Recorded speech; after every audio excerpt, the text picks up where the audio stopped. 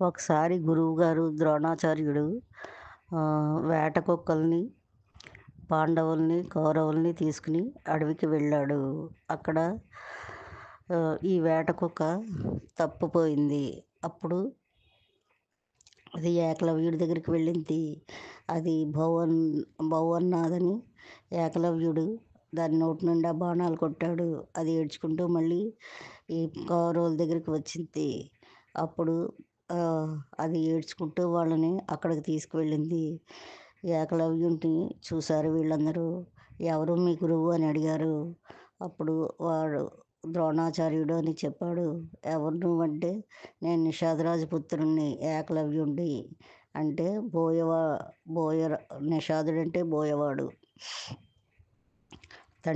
ఏకలవ్యుడి తండ్రి హిరణ్యధర్ముడు.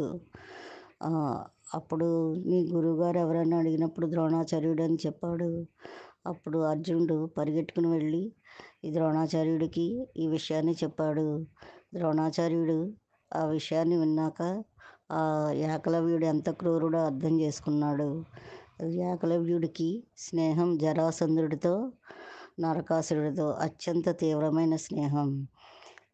ఇంతటి అప్పుడు ద్రోణాచార్యుడు ఏకలవ్యుడి దగ్గరికి ఇచ్చి, ఎవరు నీ గురువు అని అడిగితే ద్రోణాచార్యుడు, మీరే స్వామి, మీ మూర్తిని ఆరాధించి నేను ఈ విద్యను నేర్చుకున్నాను అంటాడు. అలా అయితే నాకు గురుదక్షిణ ఇస్తావా అని అంటాడు. ఇస్తాను అని చెప్తాడు. అప్పుడు ఏకలవ్యుడి ప్రాణానికి, జీవితానికి అడ్డు లేకుండా కుడి చేతి బొటనవేలు దక్షిణగా అడిగి తీసుకుంటాడు. ఎందుచేతనంటే ఏకలవ్యుడి జీవనానికి ఏది ఆటంకం రాకూడదని. ఈ దుర్మార్గుల దగ్గర విద్య ఉంటే ధర్మం నశిస్తుందని ద్రోణాచార్యుడు అలా చేశాడు.